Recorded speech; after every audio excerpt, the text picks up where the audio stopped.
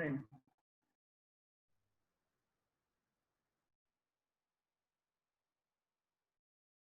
80% of the problem is psychotic. 80% of symptoms are psychological. It's like a iceberg tip. So what we can see outside the ocean is very small, but the bottom portion of the iceberg is large, huge, and overall it improves functional independence. That's what everybody wants to be mobile. These 5 ladders to the patient, his life will become easy and functionally he'll be more independent. Everyone wants.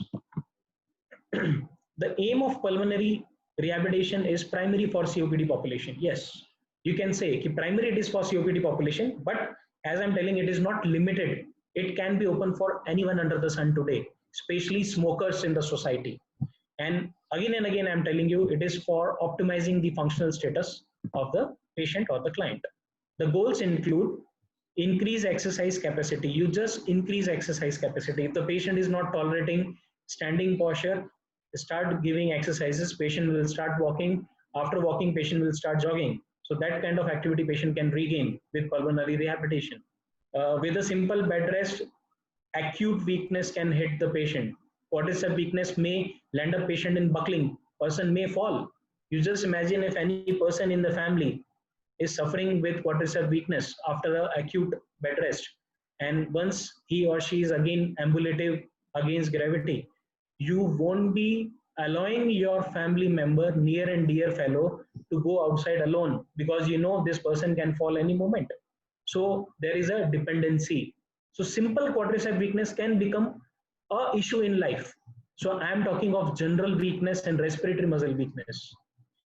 Reduce the symptoms of dyspnea and fatigue. Yes, dyspnea is difficulty in breathing. If you will encounter a patient who is having a higher grade of dyspnea, you will understand what is the issue in the life. The patient is having a fear, phobia, that person will suddenly stop breathing and he will die. That kind of extreme psychosomatic interactions are there. And fatigue. Yes, fatigue is a very distressing symptom.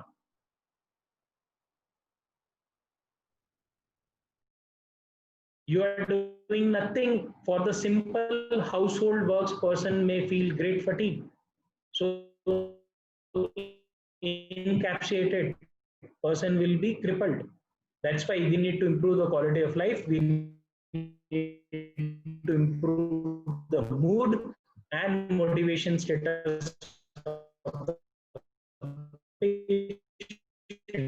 psychological aspect, and improve adherence to recommended treatment. This is our job, not the patient job. I am at failure seasons. By in recent years, physiotherapy is a partnership. We are running a business. Human body is our business, the human body. So physiotherapist and the patient are the two partners of this company. So we call it, we should always participate in decision making. We should allow our patient to take decisions.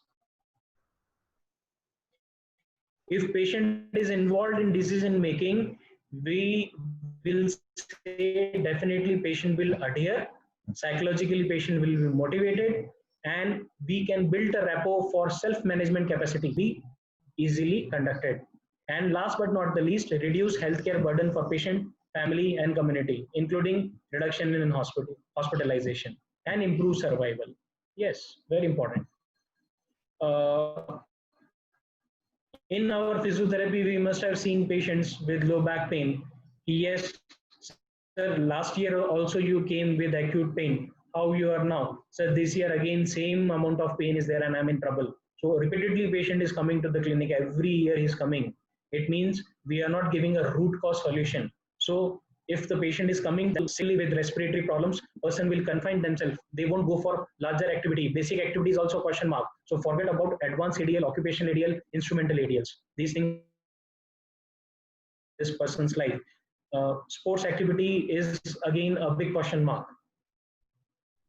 survivability sometimes is a caution. So if we can do good pulmonary, we can increase the living quality years of the patient. Now, let us start with pre-op.